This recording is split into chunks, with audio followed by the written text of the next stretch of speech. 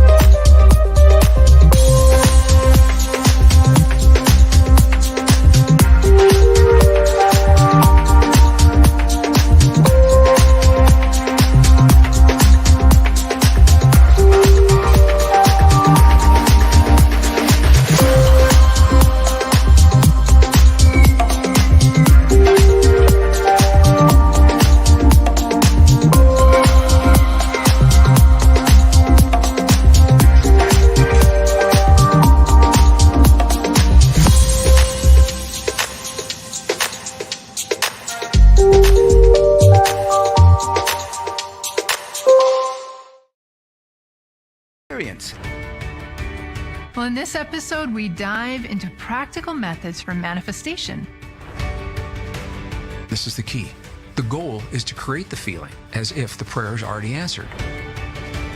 How are we going to let people know how this works? You're not going to believe this.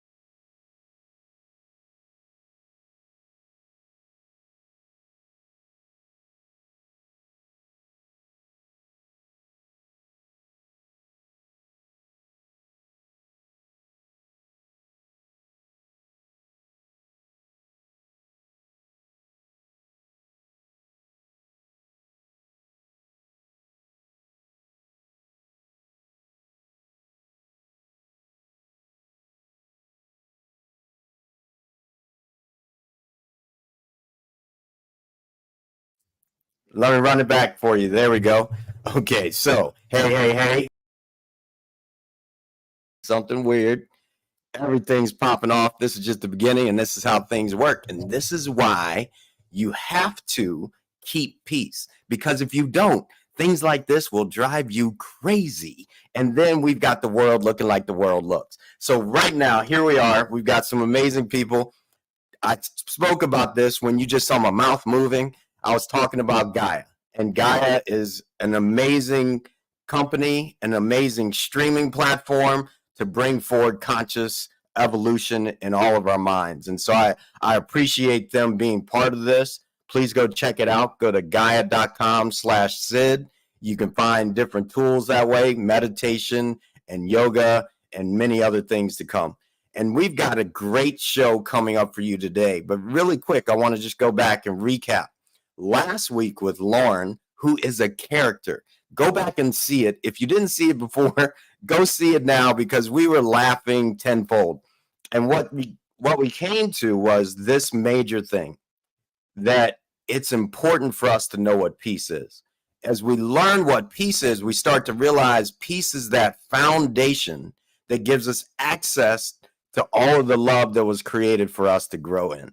And that is so important for us as a world right now, to find peace wherever we are and bring that forward. And, I've got some amazing people here today. I've got my wife, Liz, I've got Emily, and I've got Jason. And we're going to continue this conversation. We're going to kind of flash back into the act that we talked about last week, as well as stop, listen, and feel. And then we're going to give you some new tools of how we move in relationships so that everyone can continue to elevate and grow. And so I'm excited for this conversation. Let's bring our co-host on. Awesome. There's Liz, Emily, and Jason. All right, we're here with you all. And this is a great conversation about to happen. And we've already started it many moons ago. And so here we are. And I love hanging out with these two because I get to see how we move. And it's a great reflection of how relationships do work. And I think that's the biggest part. So I'm going to give everybody an opportunity to just introduce themselves a little bit or say something about peace in their own way. And we'll go ahead and, you guys are coming in our house, so we're going to let you in. You guys go first. And Emily, why don't you go first? Go for it. Okay, thank you. Thank you for the opportunity to be on the show. We're really excited. Jason told me about it, and he told me, he said, "Hey, we're going to be on Sid and Liz's podcast, and by the way, it's today." I was like, "Oh, okay, okay, great." So I didn't have much time to prepare, but I hope I answer everything well. But I'm Emily Sisneros. I'm the wife of the hot man in the bottom left-hand corner, the other bald man on the show. Liz gets to be married to the other attractive bald man on the show. So Liz and I are winning. That's my claim to fame, is that I'm his wife, but I'm also the founder and CEO of Canna Business Services. So it's a company that I own that's a cannabis consultancy. Awesome. Jason, what's good, man?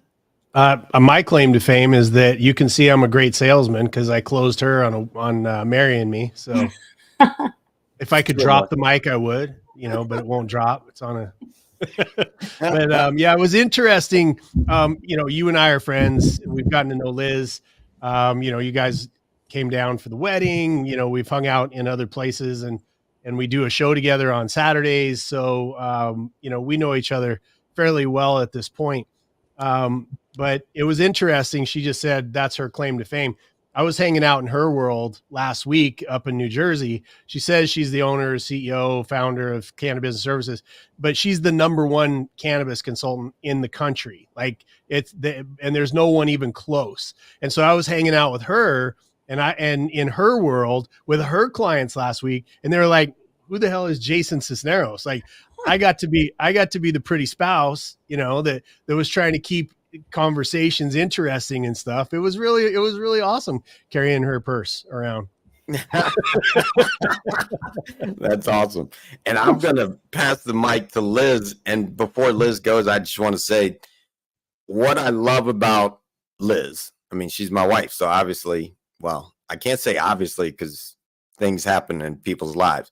Yet for me, obviously, what I really love about Liz is that she is truly the epitome of love in my life. In my life, I get to watch her do it with kids all the time and parents and the respect of her peers and all those things. And so Liz is a gift to Jacksonville, as that's where we are right now and doing what she does. So Liz, what do you want to say? Well, thank you, Sid.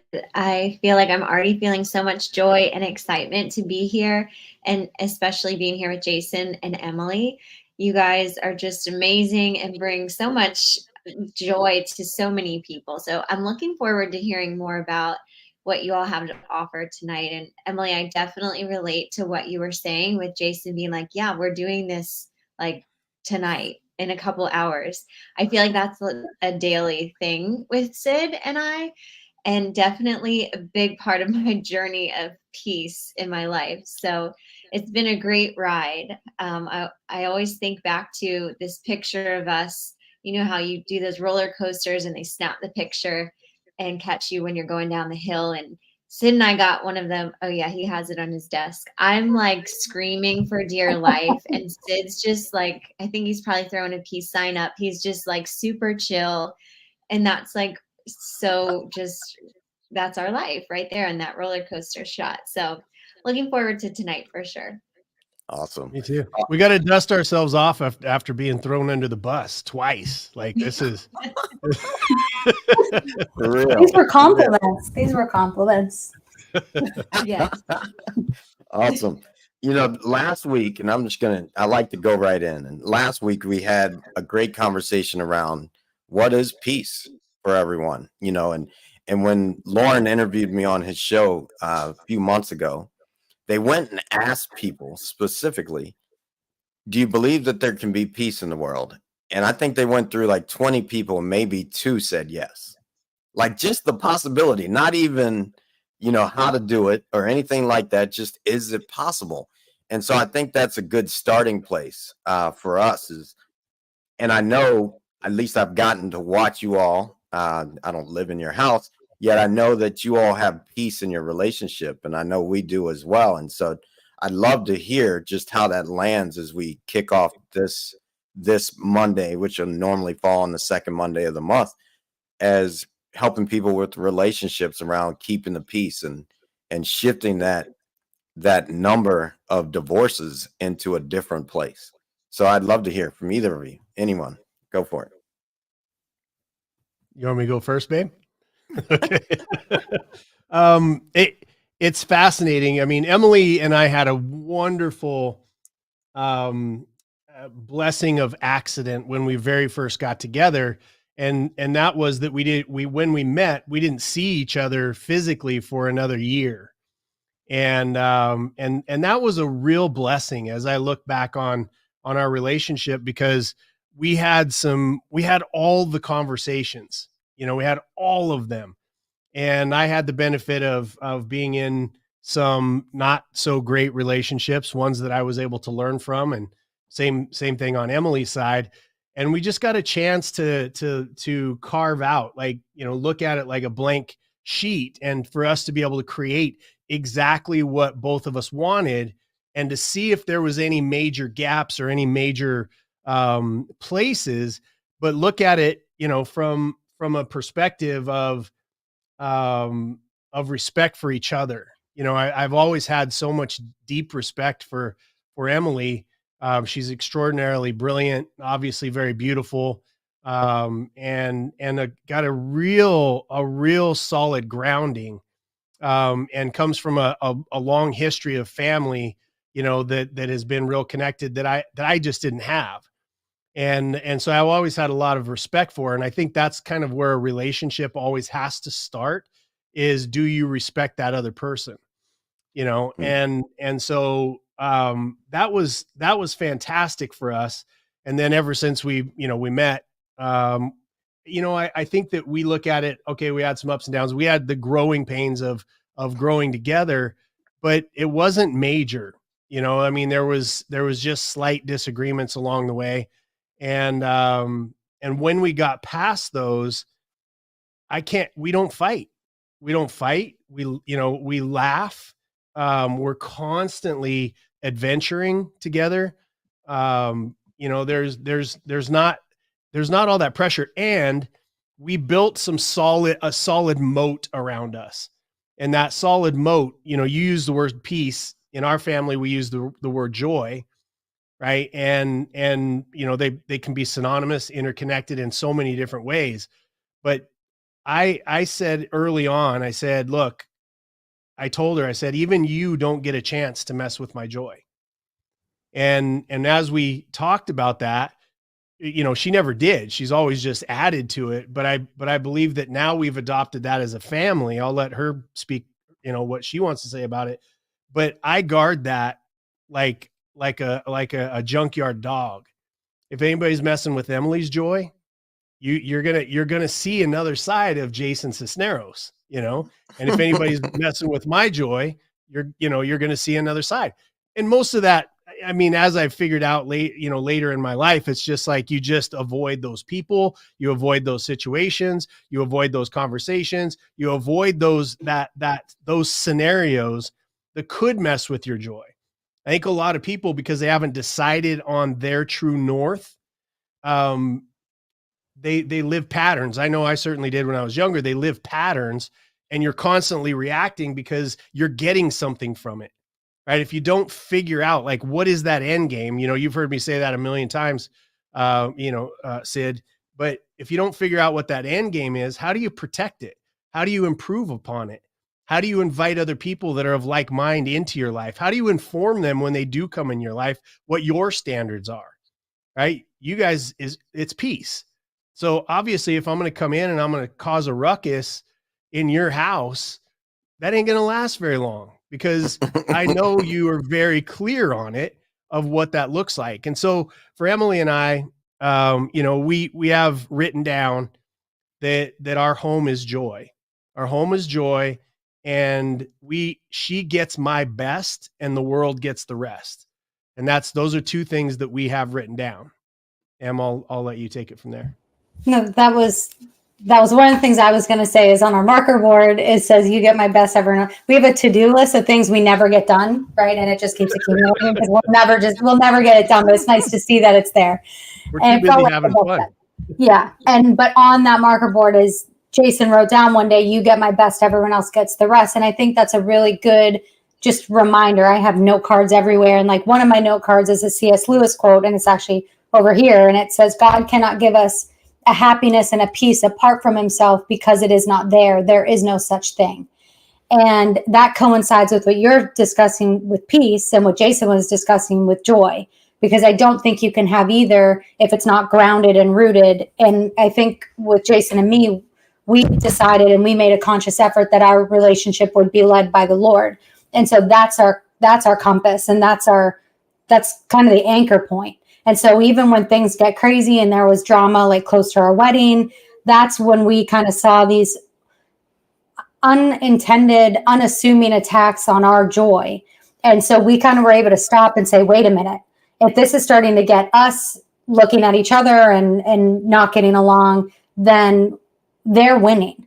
And so it allowed us to really put a stop to anything people were trying to do and trying to invade our joy. And it allowed us to really quickly stop and put a wall up and say, no, you don't get to do that, because we're together. We're a unit. I am his, he is mine. And I will fiercely protect that, just like Jason says he will protect it with me and with him in our relationship. And I think that's really important. But going to another thing that Jason had mentioned, and that's his home is joy. And I think when we first started dating, that was not my home. My home was survival when we started dating. Jason had already worked through so many of those things that I had not, but he got to expose that in me, which is a great thing about a relationship. It exposes the weaknesses that you have because you've never been challenged when you're not with someone.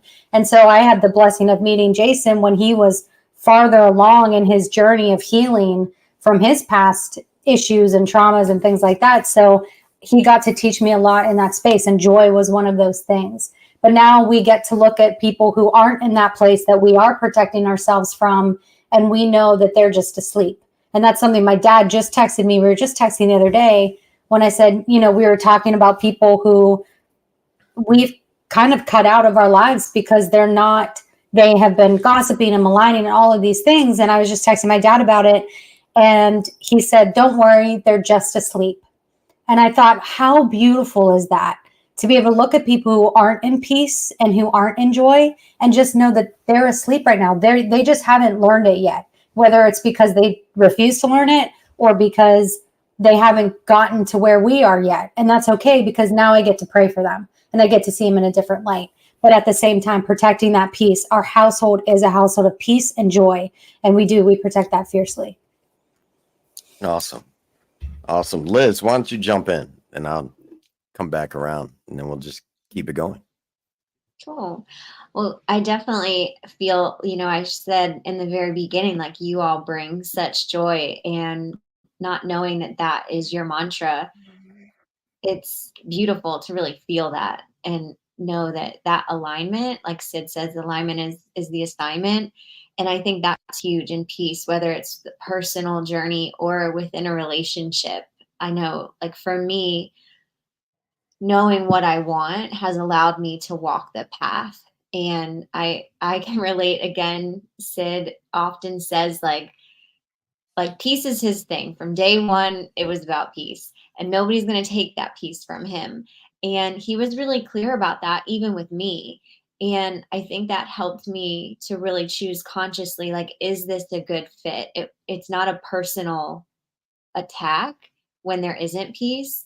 That misalignment in those moments is just a choice for me of, okay, how do I want to fit into this equation? And I think with this journey of peace and relationship, Sid, I wrote down one of the lessons from your peace program. You talk about lesson 14 is what is being seen in the moments of challenge and what can we shift. And that's really a mindset that I choose to take in any relationship, really, is like, what what am I seeing right now? And if it's a challenge, what's there for me to see? And I love that analogy, Emily, that you brought up. I think of it like your glasses. I tend to see the world with rose-colored glasses, and I'm okay with that. That brings me joy. That brings me love and helps me to connect in that way to people. And I think sometimes those glasses just need to be cleaned and cleared off at times. And for me, it's like if I'm looking at someone or something with judgment or negativity, I really try to shift that to see how can I see this as an opportunity for me to get closer to, to God, closer to my highest self, closer to that dharma or destiny of where I'm meant to go forward in life.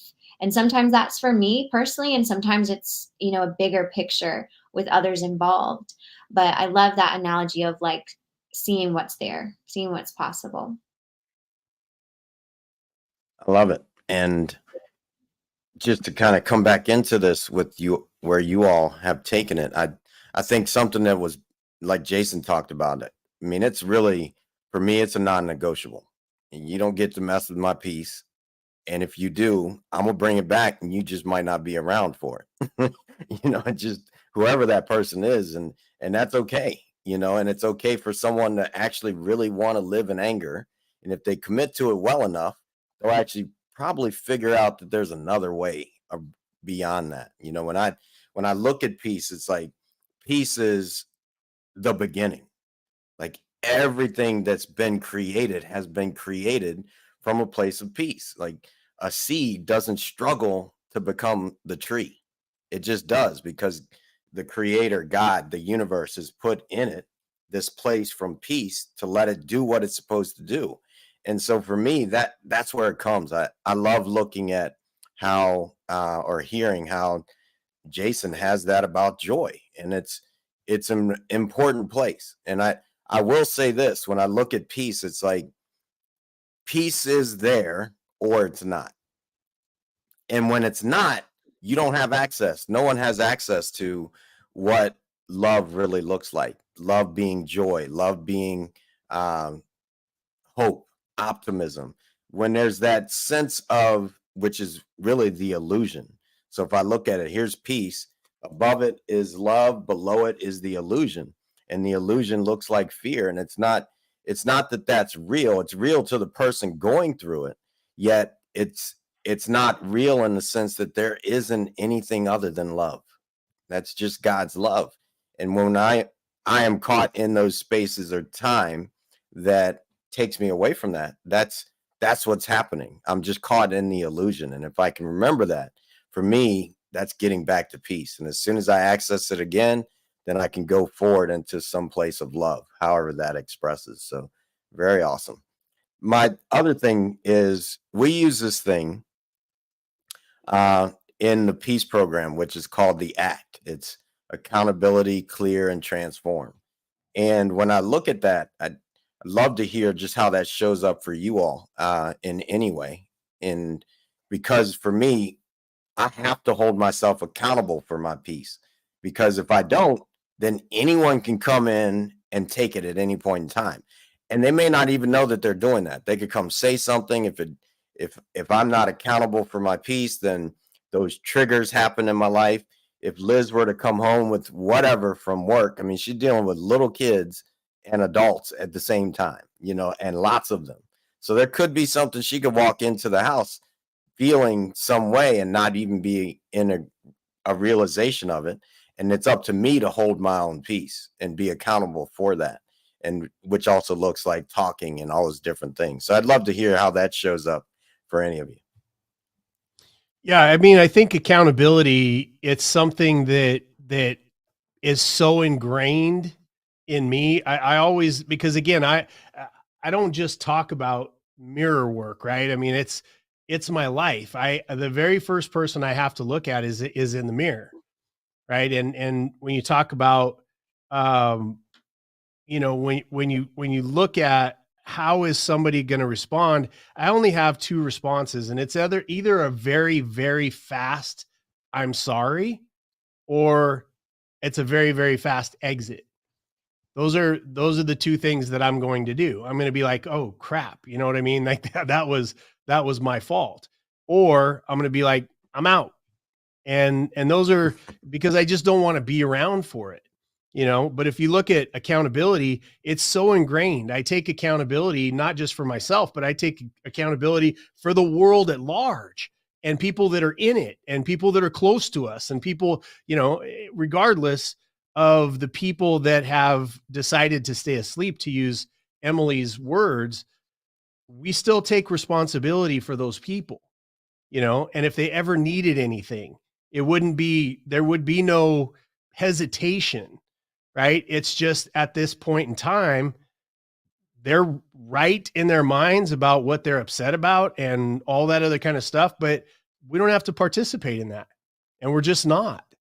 So, and then transform, I think that, you know, you clear that I'm just kind of just thinking about your words. I don't know. You know, you just popped them on me here, but, you know, you clear your space and I have a saying, and you've heard me say it before, which is emotions high, intellect low.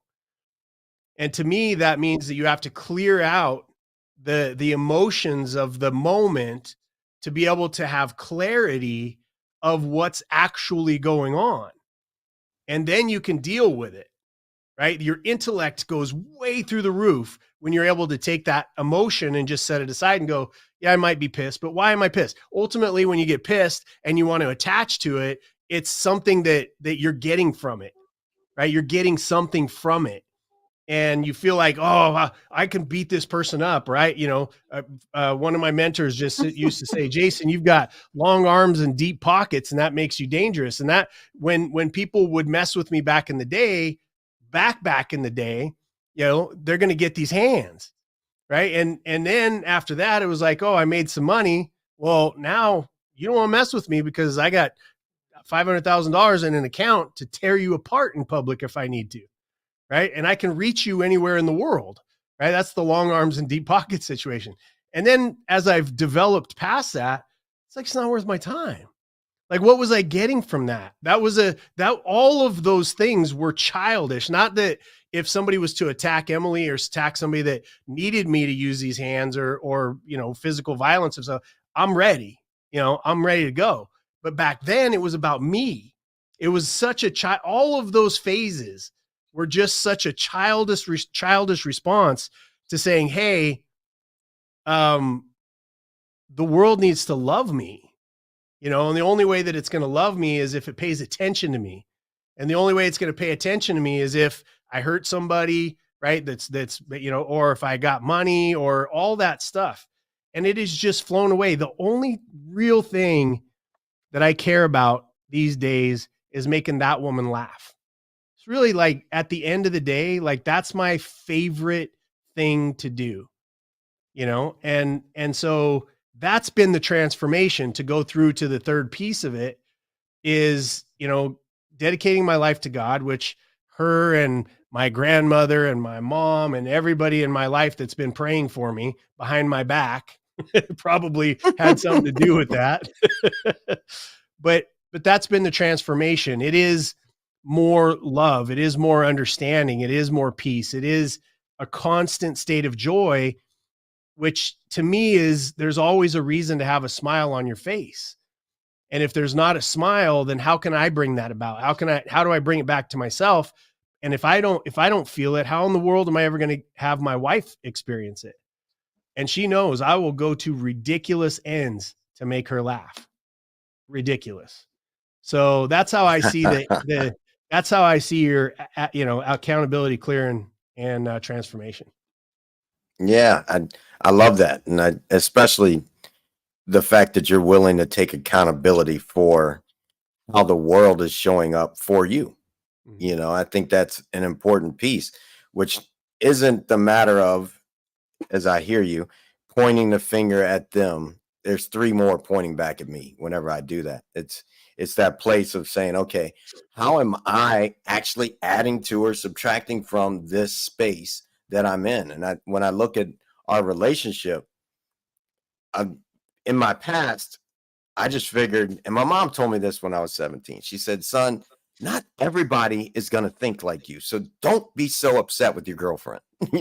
She's like, you think way outside of the box. Now that I've begun to know that, and yet I still had to catch up to, okay, with Liz, I've got to at least tell her how I'm feeling and what I'm thinking. I can't just move as if she knows. I've got to bring that forward. And then fortunately, I have somebody that wants that common ground for us to move forward from. So that's what we do, and that's the accountability is first. All right, what am I bringing to the table that keeps me in this place of dis-ease? And now how can I clear the thoughts that continue to bring it forward? And then how can we speak into transformation of where we go from here? And that's really how it shows up for me. So I appreciate that. Liz or Emily, anything? They're both so polite. Neither one of them is going to speak, bro. So just pick.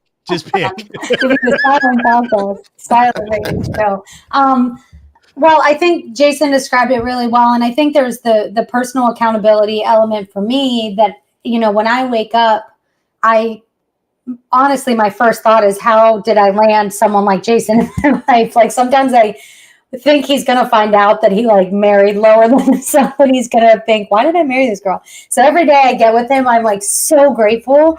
Truly, I am. But that also makes me very focused on how I am showing up for him and how I'm showing up for myself. And we talk about this frequently, is even the words I say to myself are important, and they can be a drain on a relationship. So it's taking accountability for those thoughts and those words to myself, and my thoughts and my words towards Jason, because there's really nothing that is, we kind of talk about the things that could frustrate anybody on a day-to-day basis, but there's nothing that could frustrate me enough to want to ruin this relationship.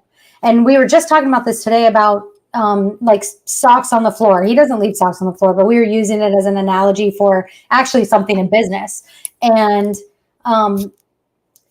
you don't want to ruin a relationship for the socks on the floor. Like I said, this was a business topic we were talking about, using that analogy, but pulling that analogy back to what it really was from, is from personal relationships. And over time, you stack things that are little on top of each other. So I think, accountability to me is being accountable for why I'm saying what I'm saying, why I'm thinking what I'm thinking. Am I holding something in, or am I speaking and verbalizing some things I felt? Like Jason and I also are very strong believers in speaking the unspoken. And he taught that to me, and it's something I live by in my business and in my personal life. And both of those, it's essential, because usually you hold everything in, at least I do, and then I'll blow up. Or I just have an immediate emotional reaction and I blame it on my Italian temper, and I say, well, it's just the Italian in me, so I can be upset. But really, that's an excuse. There's no accountability in that, because I know plenty of Italians who don't do that. So, okay, so what is it in me that's reacting? So, I try to narrow it into identifying what the trigger point is and making sure that it's not, I'm not taking it out on Jason or myself or other people. So I think there's that accountability for me, and then starting my day in a way that really sets my heart and sets my mind. And, we both were challenged by Pastor Rudy, who runs certain ministries, to read through the Bible together. And so we're doing that every morning. And it's, we have our separate time where we're both reading, but it really sets the tone for the day. And we get to share those experiences and share what we learned. And I think that, that's just one of those aspects of accountability that is actually a joyful and fun thing to do in the morning, but it just adds to how I will treat anybody throughout my day, including, the person I love the most. And there was I don't know why I keep bringing up C.S. Lewis, but I was reading this book called Screw Tape Letters. I was just talking about this book to someone else, and it's a book written from the perspective of a demon who is doing the devil's work in pitting people apart, disrupting peace, and causing just like anger towards each other. And there's a moment where there's like a mother and son sitting down, and the demon like is writing to Uncle Screwtape, who's like the head demon or whatever, and he's saying, man, it is so easy to pit people who are family members or who love each other apart. You would think familiarity and the person you love would make it harder to fight, but the familiarity is breeding contempt. And I thought that was really interesting. I probably botched the entire chapter in that summary, but what I got out of it is we have an important work in treating the people we love and with more respect than we might otherwise do because of familiarity. So it's taking into account that I might be my time of the month and I might be reacting to everybody, but it's my job to not react to him, or just be like, hey, just so you know, it's my time of the month. So maybe, hedge your jokes a little bit and just couch them in, I love you so much and you look so beautiful, but it's just that. I have a saying, literally, it's like 1,000 shots of testosterone, 1,000 shots, because that's what I would have. That's how I would feel, right, in that moment. And then I've also given her personalities names, so I know who I'm talking to throughout the course of the month. Right? I'm telling you, it makes my life so much easier. If you know who you're talking to, it makes it so much better. It does. I love that. Emily, you brought up something about, you had great points, so much that caused me to kind of blank on what I'm saying right now. So thank you for that. And there was something you were saying that was about,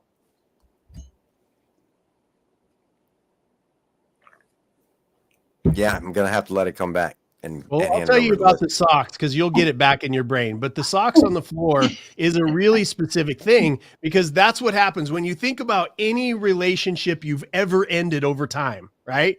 What are you doing at the end of it? You left your socks on the thing and you didn't do this and you didn't do that. And everybody's stacking because two asleep people are going, I'm going to forget about all the love. I'm going to forget about all the good times. I'm going to forget about why we came together in the first place, the great experiences we had. And I have to do my level best to destroy that other person so that I don't look like the bad person and it wasn't my fault. Right. And we were talking about it. And she's right. We were talking about it in the business sense, is that when a client wants to leave or you want to fire a client or whatever, it's the same thing. They start stacking things up on, well, this was your fault and you didn't do this. And in your mind, you could go, yeah, but you didn't do this. And by the way, I have written confirmation that we actually did do that. Or you could just say, why don't we just stop? Like, you go on in your life and do your thing. I'm going to go on in my life and do my thing. I appreciate the time we had together, but it's obviously at an end, right? That could be every relationship on the face of the planet at any time, business, romantic, political. If we weren't so level set on being the one that either was the victim or the more righteous, right? Or the one that wants to save face so that everybody doesn't look at you like how could you have screwed up that amazing relationship, right? How could you have done this in that business setting? That was the whole socks thing. So yeah, gotcha. We're both very messy people. Yeah, we're both messy people, so it wasn't a knock on him. I guarantee you, I leave my socks. I leave I leave dresser drawers open, cabinet doors open. It's pretty bad. 3 people. My socks on the floor keeps 3 people employed throughout the course of the years. True. I love it. In Alaska, Jason, you mentioned this marriage thing. In Alaska, before people settled there, outside of the natives that were there, it used to be you got to know someone and you commit and you move in with each other. We're together. That's it. You're together. And if it ever got to a point that it was over, okay, we're done. And you just walked away. And it really can be that easy, especially if both people are awake. Now, you're talking somebody's in a different place at a different time. It can get hairy because I've been in hairy. Me too. Took all my hair. It's all gone. It's all gone. Yeah. Yeah. Awesome. Liz, what you got? Go ahead. Oh, go, Jason. Go ahead. No. That's it. I was just going to make fun of something else, but I'll do it later. I'm sure there'll be more opportunities for that, Jason. I'm over here thinking about how the socks analogy applies in our household because Sid is like so anti-socks. So we don't really have a lot of socks. His sandals. Got to know me. Yeah. His peace Two pair of chakras socks, or bro. whatever the hell you guys have floating around. I got your two house. pair of socks. That's it. That's awesome. But back to the accountability piece, I'm also kind of laughing because I'm thinking of like a former version of myself that would have been so just like against Sid's way of being like, hey, this is what we're doing tonight, right? Like Jason's like, hey, Emily, we're doing this podcast show, whatever. We're doing this thing tonight. And in the past, I would have been so frantic about that and just like, this is not going to work for me. And as I've kind of continued on my journey of self-discovery and empowerment, I've really seeked to see, like, you guys just keep making me kind of leading me to think back to God. And I love that you are also aligned in that. And for me, it brings up like, what if we just saw God and source creator in every single person's eyes? And like for me, when Sid presents moments like that, I'm like, okay, there's source like asking me to step up to this opportunity. And I get the chance to say yes, or to make up some story about how Sid's just this crazy guy on a roller coaster with a big smile on his face. And what is he thinking? But knowing that like that lesson that I've gotten with Sid, who I know and trust is in a foundation of love, has helped me to see that in other people too. People who I might struggle in relationship with, or even a stranger. It's like, what if I saw this person as source energy who's stepping up for me to say yes to myself, say yes to what's possible. And that's become a daily practice for me.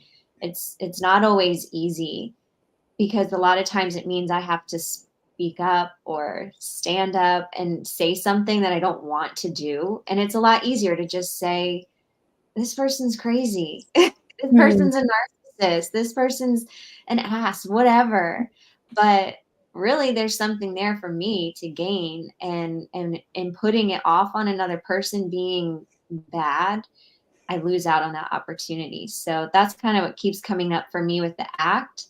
And I think the clear and transform just kind of happens naturally from that accountability piece. Solid. Awesome. So we've got 15 minutes left before we wind up. And I like this happens every time we all get together. Even on Time like Saturdays. disappears. Yeah. Time No, just it disappears. did go really fast. And the next part that we talked about last week is people were committing to peace and learning how to move this way is this stop, listen, and feel, which for me, stop is about the law of holes. When I'm in a hole, the way to get out is to stop digging. Let's not go further down that. I think that's in many ways what we've been talking about, the stop right here, listen to what's going on in my own head. And now if it's not taking me to peace, shift and feel my way forward. And that's kind of something that I practice all the time. And I'd love to hear if we have some tools we can give to people that you all use to help with communication or how to dance in these moments. I mean, when I'm moving with someone else, and I was talking to Liz about this today, I am moving. And when Liz is at work, it's a lot easier for me to move. I can stop, I can go, I can turn left, I can turn right, I can get up, get down, whatever it is. And then all of a sudden, when I'm with someone else, they may move a little differently. I think one of the best things I got way back about relationships was go take a walk with someone. And if somebody's always speeding up or slowing down, you're not moving at the same pace. You may not make it. Just go take a walk. And I've and I'm constantly taking walks with people. Like I walk with Jason, and we're not walking down the beach like I am every morning. Yet I'm walking with Jason in many ways on just, all right, what's this look like in our friendship? Does it have to move fast? And I love that both of us have been able to just be at ease with our walk, not rushing to the next thing. And we're both able to move in our own ways as we have for all these years that we didn't know each other, and we're still walking forward. And I think that's a big part of it when I look at myself and Liz, because there's been many a times where I've had physical ailments, or she's had different moments in her life, and we just easily slow down and speed up for each other. So what you got? What are the tools? Em, you first. Well, I love that. That's really good. I haven't thought about that before, so I love that. And that's really impactful. And it makes me think about, the people in my life, and, as you say, they're walking at different speeds and different paces. But I love the idea of just going for the walk. And I think if I see everybody in my life as someone who is meant to be in my life, then I allow them to be who they are, where they're at whatever stage in their journey they are, without judgment, and just prayer and love. And like you were saying, Liz, if I can see every single person, if they were all created and the Lord said it is very good when he created all of us, then how could I see them as anything different than that? How can I look at them and be like, they're annoying me, or, they don't fit my frame of view. They're a different place on the political spectrum than I am. I'm frustrated by them. How can I say any of that? Yes, we may not agree on everything, but at the end of the day, they were created in his image. He said they were very good, just like me. I look at that. I look at everything in my life as an opportunity to worship. So if me just listening to someone, or me just holding a space for them, or not judging them, if I can live my life that way with every single person I encounter, what a beautiful act of worship that is. And it can also be a very quiet and peaceful life. Everyone seems to be clamoring for the spotlight and trying to be on socials and get 1 billion followers and all these things. And what a noisy life that is. That's all very self-centered, when we could just love each other and worship, use that as an act of worship. And I get the opportunity with Jason every day as part of my toolkit to see our relationship as an act of worship. Like I said, it exposes areas of our lives that we can continue working on. But what a gift that is, that I get to be better than I was yesterday. And I get to be next to someone who does always make me smile and laugh, but I can also make him smile and laugh because I know he loves to laugh. And we can just be who we are with each other. And I think that's the other maybe tool that I would point out is I don't ever want, sorry, I have cats that are walking on everything, but I don't ever want our relationship to become a place where Jason is afraid to be who he is, to share what he's feeling, to be vulnerable, to say something to me, and he gets me biting back at him. So I always want it to be a place where he can lay his head on my chest after a long day and just be relaxed. So I would never want to give that up. And I think my greatest tool is what I avoid doing. It's, choosing not to lash out at him. It's choosing not to be angry or take out a long day on him. It's allowing a place for him to be fed, to feel comfortable, to laugh, to relax. And I think it's kind of a reverse tool, I guess. The tool is that I don't do a lot of those things. And that's something that has been very impactful in our relationship. Well, I was just glad to hear that she wasn't calling me a tool, but good. That's real good. I think stop is something. It's interesting because these words all suck to me.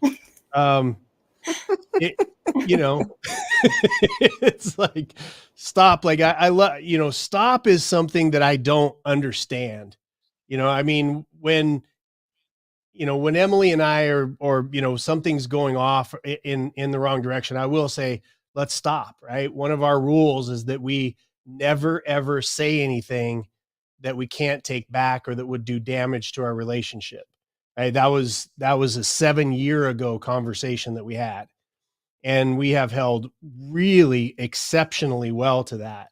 And so I think if either one of us steps out of that realm, it's so shocking to the other one. It's like, oh, there must be something else going on. And it puts you in a place where you can feel, but stopping, it's knowing, I know what Emily wants out of this life. Why? Because I asked, right? Because I asked her. And I know that it's in alignment with mine. Now, we don't want the same things, but I do know what she wants, and it is in alignment with what I want. And it's not things, you know, we could have all the things, but it's more about the space and what we want to accomplish. And we know at the end of the day, like, it'll be 2 generations before nobody will know our name anymore. Right. It's all of that stuff that you leave, that you think you're leaving and that you think is important today. Think about that. I mean, 100 years from now, nobody's even going to remember any of us. Right. And maybe they will, you know, I mean, there's a higher likelihood on this podcast that there'll be people that leave their name in history, but, you know, but at the end of the day, it's still, who cares? You're dead, dude. You know what I mean? Like, who cares? So it puts a different spin on what is important. So stopping, I want to drain every single drop of joy out of this life, out of this day. I even set my dreams up with lucid dreaming so that I can be happy in my dreams. You know what I mean? Like, I feel like that's the one thing that if people could take that shield off of their face and just go, nobody controls your joy. Like, literally, if everybody just understood, nobody gets to get, you could be happy right now for absolutely no freaking reason and smile and laugh your ass off, and nobody can stop you. You know, they might beat you up or punch you in the face or whatever. I remember when I used to fight, man, back in the day, I would be laughing while I was fighting. I've always loved to have fun, you know, and it's just that, it's that point that understanding. I mean, you know, Paul in the Bible, he'd be thrown into jail and he'd be like, I'm more free than my captors. You know, we talk about Viktor Frankl all the time, right? With Man's Search for Meaning. He was like, I'm more free than my captors.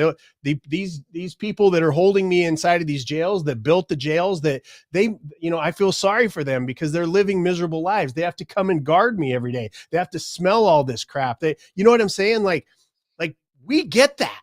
We get that choice all day, every single day. And so when I hear the word stop, there are trajectories. And we talk about that, right? You're either on an up trajectory or a down trajectory. There is no flatlining. It's either up or down. And so stopping to me is death. You're done. Like, that's what, when I stop, you'll know it. And there's going to be something that got jacked up along the way. I'll have jumped out of an airplane, you know, something will have blown up. Like, there's going to be something that marks my stopping. But you're right in that you do have to stop trajectories sometimes, especially when you're on the wrong one. Listening, I don't know. I would have to, here's how I feel about listening. I listen with every cell of my body to everything that's going on around me at all times. I notice everything. I notice everyone. I notice what's going on to the side of me, to the left of me, to the rear of me. And, you know, Emily would have to back me up on this if I'm telling a falsehood, but I notice everything. I notice micro expressions in people and because I can tell if they're lying to me. I can tell what the intent is. If somebody's talking to Emily, I can tell her, hey, blah, blah, blah. This is what was actually going on. And because I listen, I want to catch everything. If I'm not stopping, I got to notice everything's around me, the things that I could influence, the things that I need to ignore, the things that I need to do to protect this woman, right? The things that we need to talk about. I listen with everything I have all the time. And it's so crucial. When you say listen, the thing that I pushed that immediately like pushed away from me is so many people are full of shit. I don't like to listen. You know, I Mm. don't like to listen because I know that the first 9 minutes is going to be bullcrap. It's going to be a bunch of lies, you know, and then the next 9 minutes after that, unless you're awake, they're also going to be lies. They're not going to be intentional. They're going to be the ones you've been telling yourself for your whole life. Right. And 3.5 seconds into it, I already know how to fix it. So why do I need to listen to the rest of it? You know what I mean? But it's because I understand I'm listening for the problem. I'm listening for the thing that I could actually modify so that they would be able to get their joy. Right. And then feeling, you know, this world, I wrote a statement and I was thinking of you actually when I put it on Twitter this morning, because I thought you would appreciate it. I knew we were going to be talking, but I said, deserve the downfall of humanity, should it fall now, can be found in this one word, deserve. Right? That's the downfall. Serve, the restoration of love, should it fulfill its promise, will be found in that one word. So I think of feelings in that way. I think if you can't control your own feelings, then you don't have control of yourself. If you're telling me that you're upset, if you're offended, if somebody tells me they're offended, you now have just told me that you are a weakling. You've just told me that you are not a grown-up, that you may be walking around in a grown-up suit, but you are a child, and I will treat you as such from that moment forward. I offended you? Really? You know, what do you, Pastor Rudy always says all the time, you know, that words will never hurt you, but a fist to the face surely will. Right. And it's not that we go out and we offend, intentionally try to offend. Emily and I, we're kind, loving people. We love to have fun. Like, that's not, you're going to go out and start offending people to have fun and to feel joy. That doesn't give us joy. We want people laughing and having a good time with us. But ultimately, if I say something that offends you, that is 100% on you. Right? I can always review and always look at that person. I really cared about them. Now they're feeling bad because of something I said. Maybe I'll look at it. But if somebody says I'm offended or has those feelings. So now on the other side, and then I'll shut up, is because I think we have 1 minute left, but Yep. Yeah, all good. Go for it. It's feelings. That's it. I mean, I love to feel great, and all of my emotions are choices, and that's all I'll say. Right on. I love that. In that Especially short time that I had. Yeah, everybody's got when I hold myself accountable for my own feelings, you get to what you're talking about. When someone else and I say, "Oh, I'm feeling this way because of all these things outside of me," I don't have control of anything. Right. And like you said, it's somewhat childish, especially after you've heard it. You know, in the beginning, it's hard. You can't miss a mark that you don't know is a mark to hit. But in the end, once you know there's a mark, that's when the sin becomes, Yeah. Liz, what's your wrap up here? My wrap up, I'm going to say I am offended.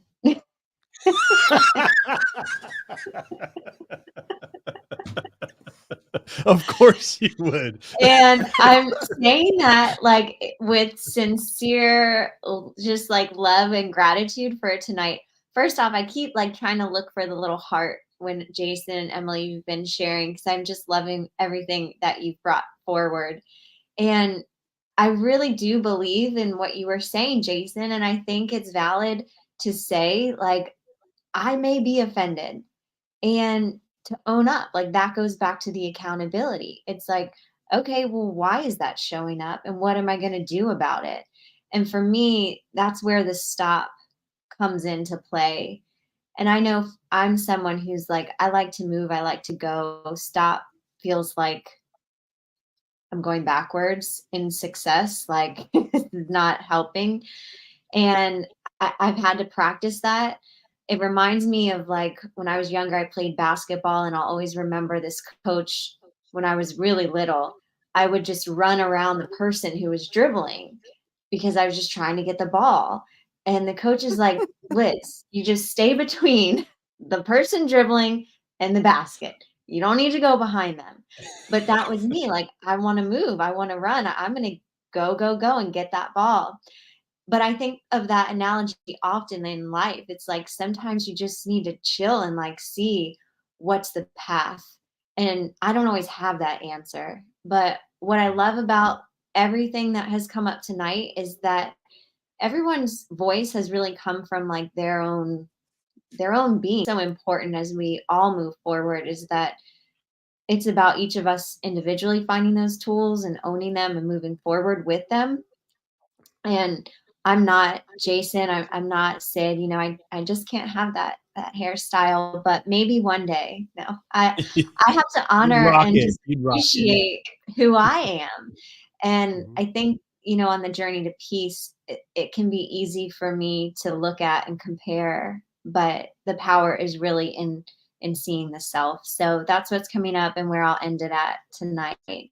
So great to be here with you guys. It's awesome. Awesome. Well, thank you, all of you, for being here. And I'm going to wrap things up for us, and we'll see you on the second Monday of the month in November, and excited to continue all these conversations. So thank you so much. And we will talk in a moment. And thank you, everybody, for tuning in tonight. It's been a pleasure to be here and have these amazing people joining in on this conversation and bringing peace forward for the world. That's our mission, is you. You are our mission, to help you have a better quality of life and to live into something bigger in every way. And so this week, as you go into it, peace, commit to it. Now, this week, step further into it and practice peace wherever you go.